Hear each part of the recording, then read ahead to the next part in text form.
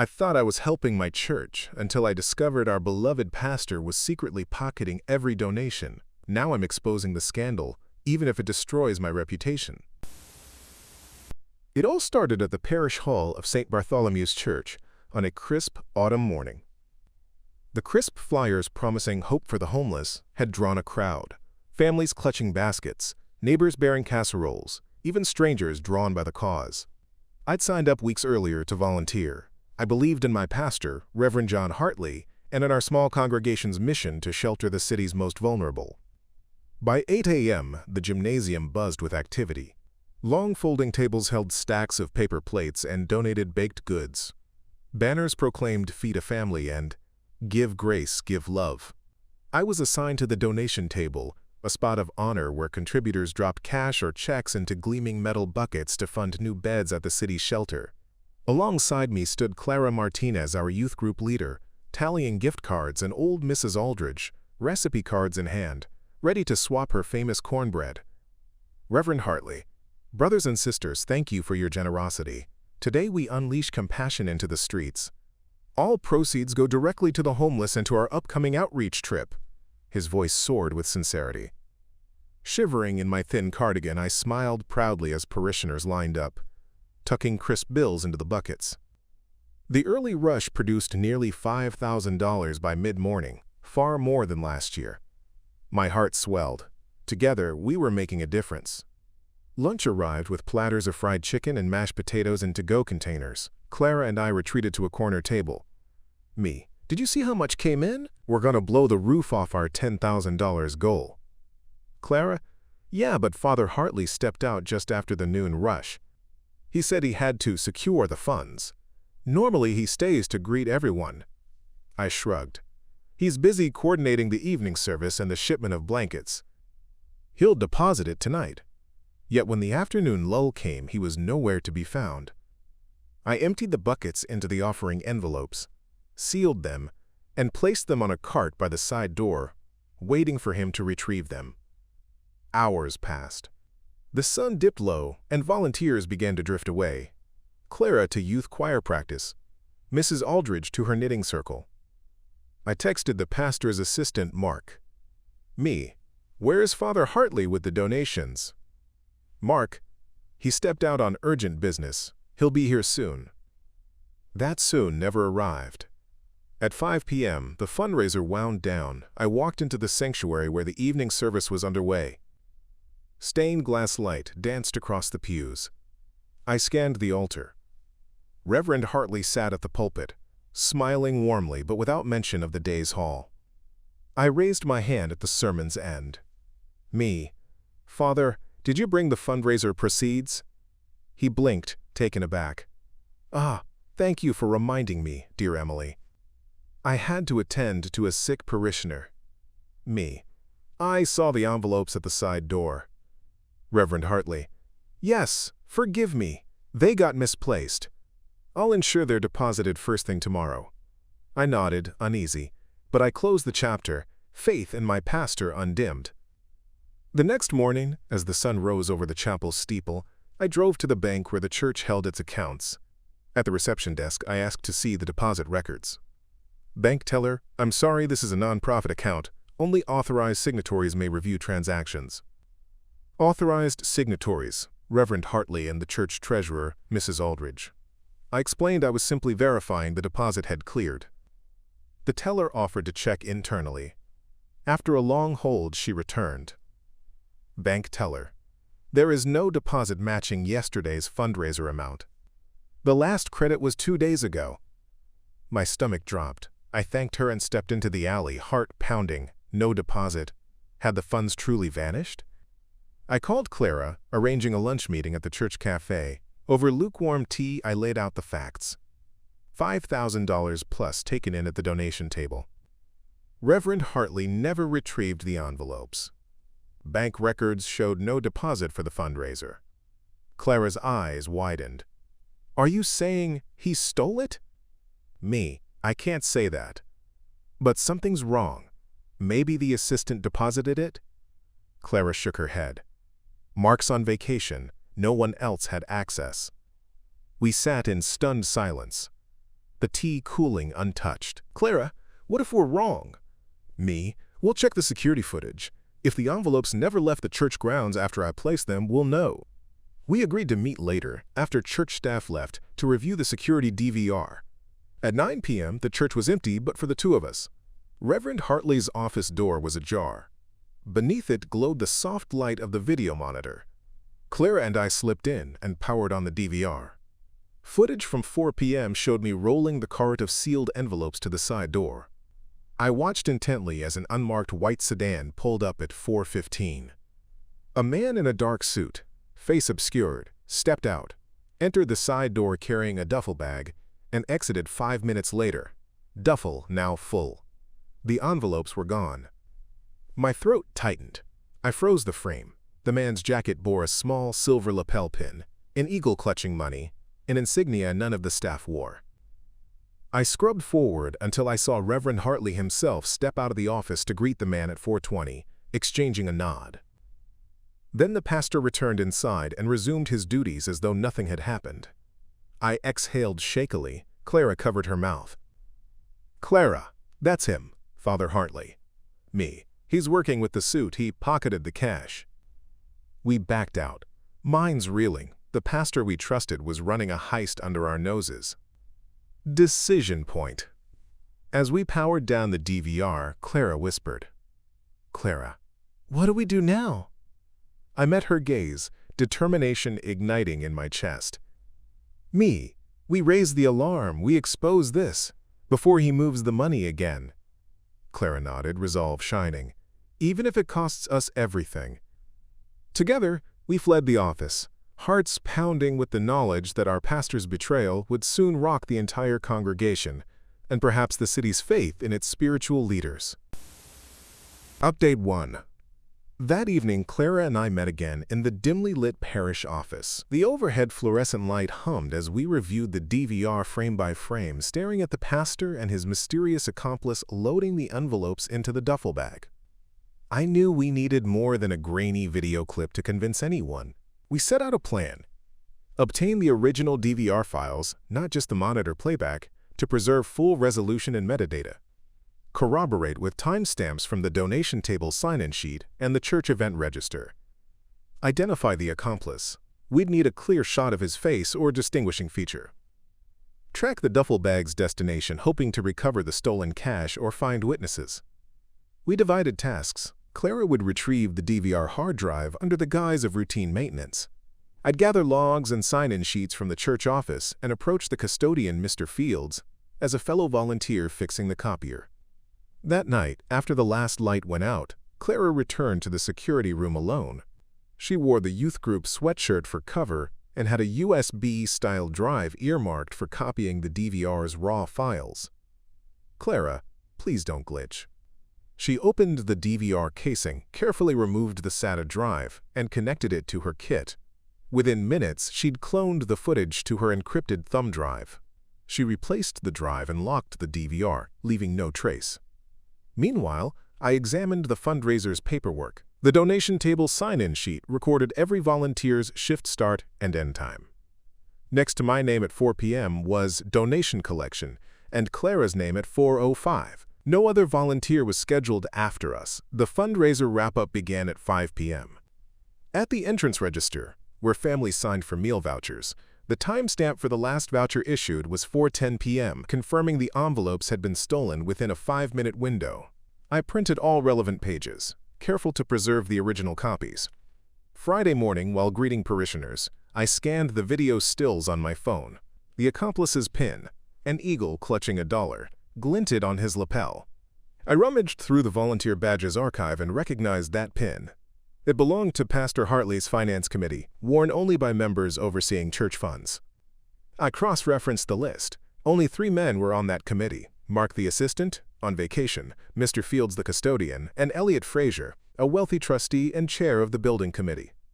Elliot fit the build: broad shoulders, neat suit, and the same hairstyle. I recovered a clearer still from the DVR showing his profile as he turned to the pastor. Our next step was to find out what Elliot did with the duffel bag. I staked out his house that evening, parking across the street in my car. At 7:45 p.m., I saw his black sedan pull in. He carried a large tan duffel toward his garage. Through the window, I glimpsed him open the bag, then suddenly slammed the lid shut as he noticed movement outside. I ducked behind a hedge. When he dashed indoors, I approached and peered through a side window. The garage was cluttered with power tools, but there on a folding table sat a stack of sealed church envelopes, identical to the ones we collected. I could make out St. Bartholomew's printed on each. I snapped photos on my phone. Then, retreating quickly, I noted the address and retreated to safety. Saturday morning, I approached Mr. Fields under the guise of fixing his copier again. Me. Mr. Fields, could I borrow your key to the storage room? I need to retrieve copies of last week's maintenance logs. He frowned but handed me the key. Inside the storage room, I found a row of sealed boxes labeled church supplies and one unlabeled cardboard box. I opened it discreetly. Inside were several identical duffel bags matching the one from the DVR footage and Elliot's garage. I replaced everything precisely, snapping photos of serial numbers on each bag's tag. When I handed back the key, Mr. Fields looked uneasy. I smiled and walked away, my camera roll full of proof. By Saturday afternoon, Clara and I regrouped at her apartment to assemble our dossier. Raw DVR footage, copied, time-stamped. Sign-in sheets and register entries, 4 o'clock to 4:10 p.m. theft window. Video stills identifying Pastor Hartley and Elliot Frazier. Photographs of duffel bags in Elliot's garage and storage room. We printed binders labeled Hermes, the messenger, our code name for the operation. Next, we planned to confront the church board, elders, trustees, and deacons, at their monthly meeting on Monday. We'd present our evidence, demand an immediate forensic audit, and, if they refused, escalate to the diocese and local news. Before that, we needed one more piece: proof of where the money went. If Elliot was using the duffel, the envelopes might have been opened and the cash extracted. We'd need to follow Elliot's bank records. Clara had a friend in accounting at the local bank. Could they review large deposits from Elliot's account? It was risky, but necessary. As dusk approached, I contacted Clara's friend. Me. Need a look at Elliot Frazier's account transactions for Friday night. Suspecting $5,000 deposit. Friend, got it. Yes. An uncharacteristic deposit of $6,200 hit his checking at 6:45 p.m. Friday. Then a $2,000 transfer to a private investment fund. Looks deliberate. Our suspicions confirmed, we closed our laptops. The pieces fit. Pastor Hartley and Elliot Frazier conspired to siphon the fundraiser's proceeds. The $5,000 went into Elliot's account, a slice sent elsewhere, likely to conceal the theft. Clara exhaled, rubbing her tired eyes. Clara, tomorrow we show the board and we take names. Me, no more hiding, they'll have to act. We packed up our binders, hearts pounding. The church's leadership would soon face the truth, and I would have to stand firm, even if it cost me my place in the community. Update 2. Monday evening, the church's conference room brimmed with tension. The long oak table was surrounded by the board of elders, Mrs. Aldridge, the treasurer, Mark's stand-in, Youth Minister Stephen, Deacon Ramirez, and at the head, Pastor Hartley himself, steepled fingers and measured smile in place. Clara and I entered, binders labeled Hermes in hand. I set my binder before Mrs. Aldridge and cleared my throat. Thank you all for seeing us on short notice. We have urgent concerns about last Saturday's fundraiser proceeds. Clara chimed in, we believe over $5,000 in donations was stolen, taken directly from the sealed envelopes. She slid the first photo across the table, the DVR still of Pastor Hartley handing a duffel to Elliot Frazier. Head snapped toward the image. Mrs. Aldridge, that's Victor Frazier. He had no business handling cash. I nodded, placing a printout of the time-stamped sign-in sheet beside it. The theft occurred between 4 o'clock and 4:10 p.m. Security footage confirms no one else had access. Deacon Ramirez frowned.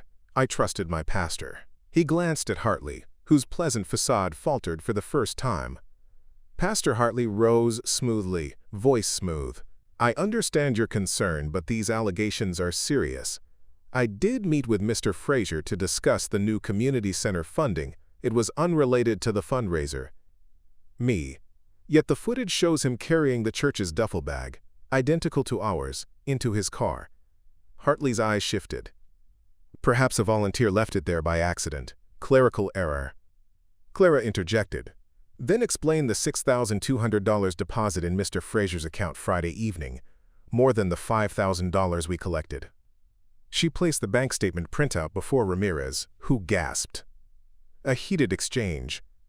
Mrs. Aldridge slammed her hand on the table. "This is theft! We must call the police." Hartley, "The police? On God's chosen? I won't have our reputation dragged through the mud. We'll conduct an internal review, privately." Deacon Ramirez, "An internal review by whom? You're the one implicated." Hartley, "The diocese will appoint an overseer. Until then, we proceed discreetly." I sensed the board fracturing. Mrs. Aldridge's face reddened. Stephen looked torn. Deacon Ramirez stared at Hartley like a man betrayed. Pastor Hartley called for a vote on his proposal for a private diocesan review. Hands went up. Hartley, Stephen, and one other elder in favor. Mrs. Aldridge and Deacon Ramirez voted against. Pastor Hartley, 3-2, the diocese review stands. Clara's voice trembled. "That's just kicking the can down the road. Let the diocese investigate on their own timeline, while the funds remain missing." Mrs. Aldridge, "I refuse to be complicit." She rose, tears brimming. "I resign as treasurer. I'm reporting this to the police tonight." At that moment, Mark burst in, having rushed back from vacation upon hearing rumors. He froze at the table. Clara filled him in. He looked at Hartley with horror. "Mark, John, I don't believe it." Hartley's jaw tightened. "Mark, this is a sensitive matter. I ask for your support." "Mark, I cannot support cover-ups. I'm going with Mrs. Aldridge to the precinct." As Mark and Mrs. Aldridge left, the room felt hollow. Hartley's triumph was hollow too. He'd lost his most trusted lieutenants. After the meeting, Clara and I regrouped in the empty sanctuary. Stained glass light painted patterns on the pews. "Clara, he'll stall until the diocese report comes months later." Me, "We need the police report and a public statement. Mrs. Aldridge and Mark will trigger a formal investigation." Clara, "And recover the money?" I nodded. "Deposits, account seizure, asset freeze mechanisms. Through law enforcement, we provide all evidence." Clara exhaled, fierce. "No more waiting." Later that night, I called the local detective, Lieutenant Garza. "Me, Lieutenant, I have grounds for grand larceny and conspiracy charges against Reverend John Hartley and Elliot Fraser." I detailed the evidence, DVR footage, bank records, duffel bag photos, and the boardroom vote. By 11 p.m., Garza promised a squad to secure the envelopes, interview suspects, and recover missing funds. As I hung up, I felt the weight of what we'd unleashed, a showdown between faith and fraud, with our small church at its epicenter. Update 3. Early Tuesday morning, flashing red and blue lights bathed the church's stained glass windows. I arrived just as Detective Garza's team pulled up in unmarked SUVs. Neighbors peered from behind curtains. A small crowd gathered, phones raised. Garza conferred with church board members who remained. Pastor Hartley stood in the foyer, arms crossed, feigning calm. Mrs. Aldridge and Mark hovered nervously at his side. "Detective Garza, Reverend Hartley, we have probable cause to search the premises for stolen funds." Hartley's polite mask slipped. "Detective, this is a place of worship. Must you treat it like a crime scene?" Garza produced a warrant. "Funds presumed stolen. Will need full cooperation." Uniformed officers fanned out. One set of detectives headed to Elliot Fraser's parsonage across town. Another swept the church offices. I stood back with Clara, our binders clutched. In the pastor's office, Garza opened the locked safe Hartley used for petty cash.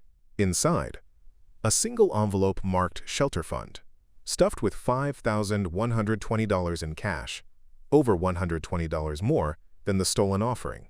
Hartley looked appalled. "Garza, looks like you added your own money to disguise the theft."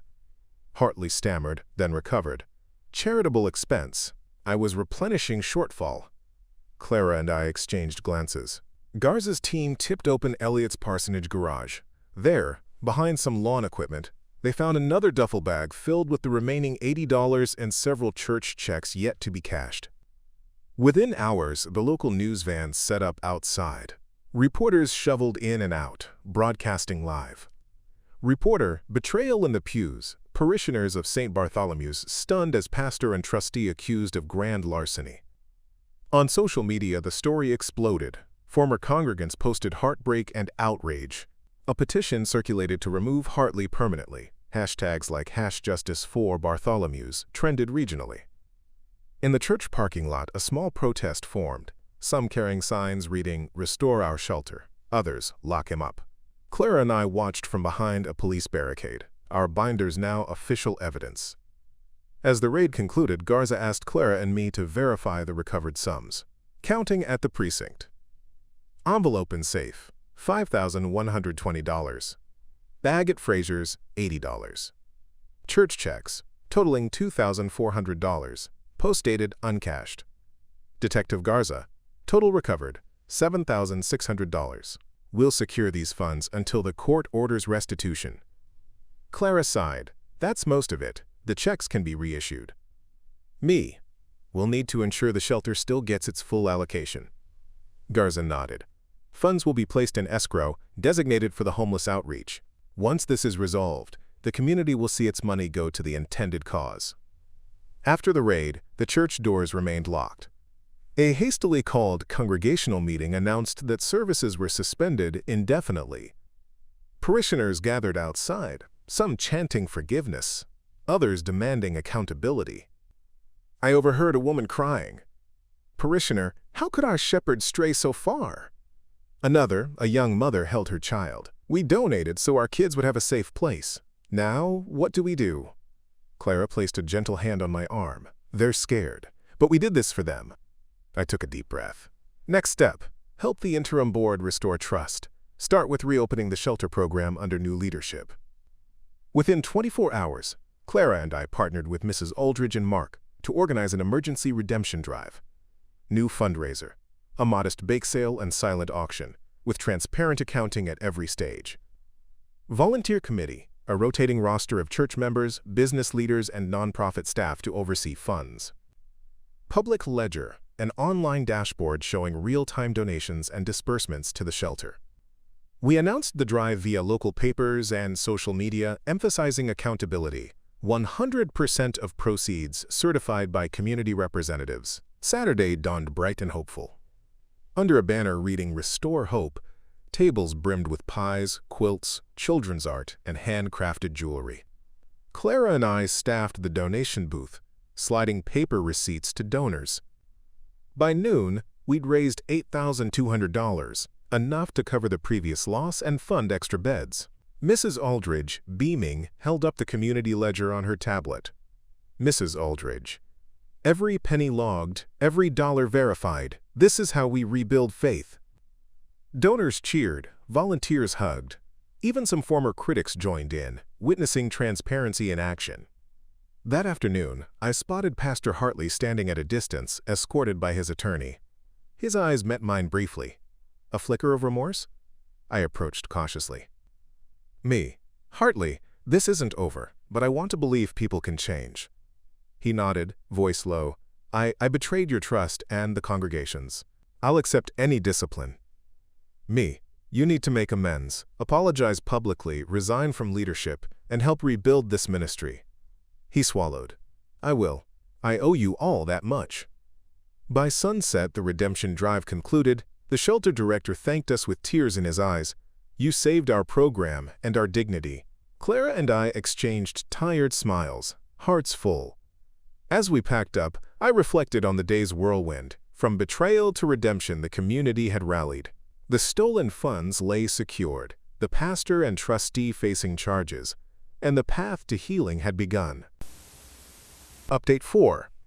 The weeks that followed were a whirlwind of legal proceedings, community healing, and organizational overhaul at St. Bartholomew's.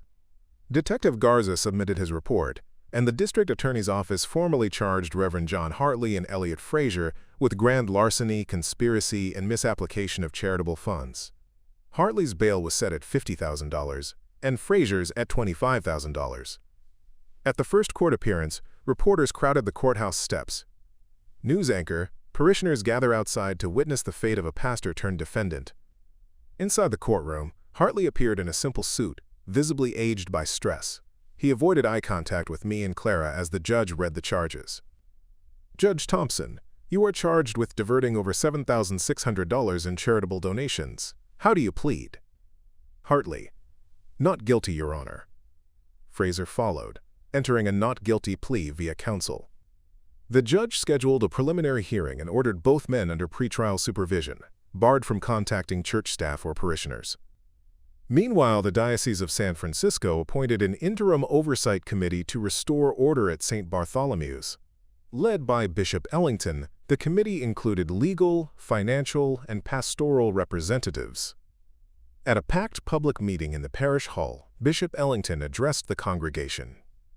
Bishop Ellington: "This betrayal demands accountability. Effective immediately, all church governance will transfer to this oversight committee. We will conduct a forensic audit, reorganize leadership, and ensure transparency moving forward." Volunteers like Clara and Mrs. Aldridge were invited to join the Financial Integrity Council, empowered to review budgets, approve expenditures, and publish quarterly financial reports. Facing overwhelming evidence, Hartley's defense shifted strategy.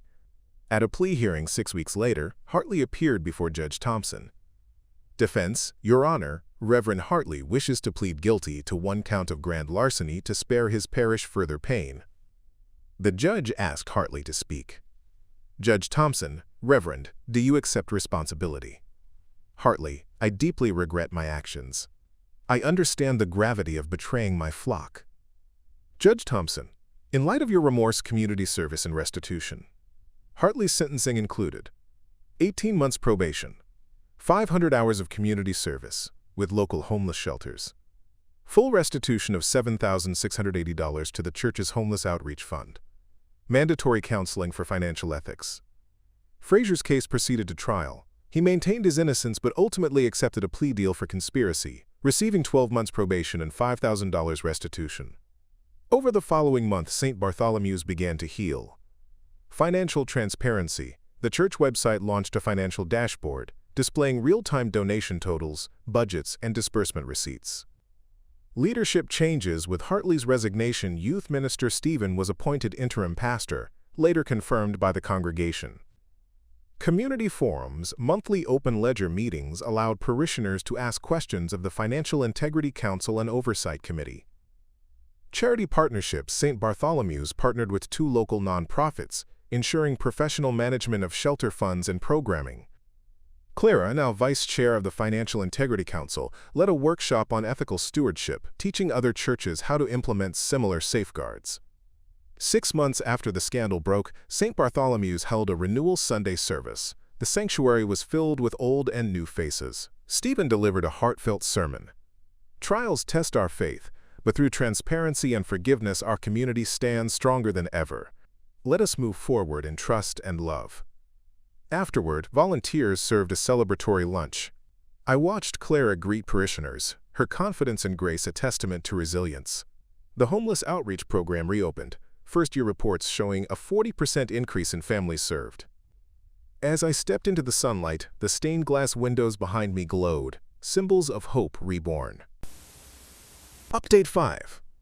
A year after the scandal erupted, St. Bartholomew's had transformed from a crisis zone into a model of ethical stewardship. Yet the final reckoning, and true measure of our journey, lay in seeing the lasting impact on both individuals and community. Reverend John Hartley, now barred from ministry by diocesan decree, dedicated himself to restitution. He spent his probation serving meals at the city's shelter, hands trembling as he ladled soup. Neighbors once outraged now greeted him with wary nods. Over months, he completed 500 hours of community service, often under Clara's supervision at the shelter. Attended financial ethics counseling, publicly sharing his story at clergy workshops. Authored a memoir chapter, donated proceeds to the Homeless Outreach Fund. At a small ceremony marking the end of his probation, Hartley spoke before shelter staff and parish volunteers. Hartley: "I betrayed your trust and failed to live my own sermon. Through service and transparency, I hope to rebuild what I broke." Tears glistened on many faces. Though he would never return to the pulpit, His humility offered a powerful testament to accountability. Meanwhile, Elliot Frazier, once the wealthy benefactor, fulfilled his probation by donating an additional $10,000 to the outreach program sourced from liquidating personal assets. Volunteering in affordable housing projects, his construction expertise repurposed for good. Mentoring youth in financial literacy, warning them of the perils of greed. His public redemption arc, while slower, underscored that even those who profit from faith-based institutions can choose restitution over denial. Under Youth Minister Stevens' leadership and the Diocese Oversight Committee, St. Bartholomew's codified lasting reforms. Dual signature policy.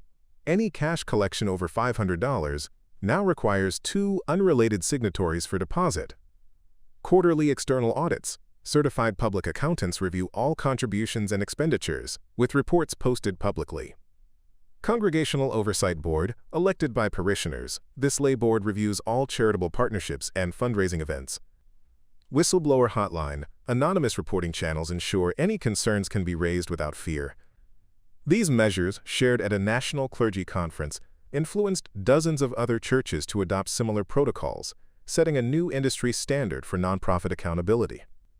The homeless shelter, once imperiled by lost funds, entered a period of growth. Expanded capacity, from 50 to 85 beds, including space for families. Integrated services, legal clinics, job training, and mental health counseling offered on-site. Community partnerships, collaborations with local businesses provided apprenticeships and employment pipelines. Clara, as co-chair of the Financial Integrity Council, helped secure grants and coordinate volunteer efforts, ensuring budget oversight without stifling program expansion. For me, the journey reshaped my faith and purpose. Once a hesitant volunteer, then a whistleblower risking everything, I found a deeper calling in nonprofit governance. I accepted a position on the Diocesan Ethics Committee, advising on best practices across 30 parishes. Published an article in Faith and Finance magazine detailing our model, earning invitations to speak at church conferences nationwide. Rebuilt personal relationships, mending ties with parishioners who had felt betrayal as deeply as I did. Clara and I remained close partners, our friendship forged in the crucible of truth and trust. Together we celebrated the shelter's anniversary with the entire congregation. Our binders were placed by open hearts. A final confrontation with the past. On the church's consecration anniversary, we unveiled a plaque in the parish hall reading, "In memory of our trial and triumph, may transparency and compassion guide us forever." I invited Pastor Hartley, Frazier, board members, volunteers, and beneficiaries to witness. Hartley, frail but dignified, placed a hand on the plaque. Hartley, "This marks not our fall, but our rising together." As applause filled the hall, I realized our greatest victory wasn't recovered funds nor policy reforms, but the restoration of a community's faith in itself. In the end, the greatest gift of this scandal was a reborn community, one that learned to shepherd not only the needy, but also its own trust, ensuring that charity remains a beacon of hope, not a trap for the unsuspecting.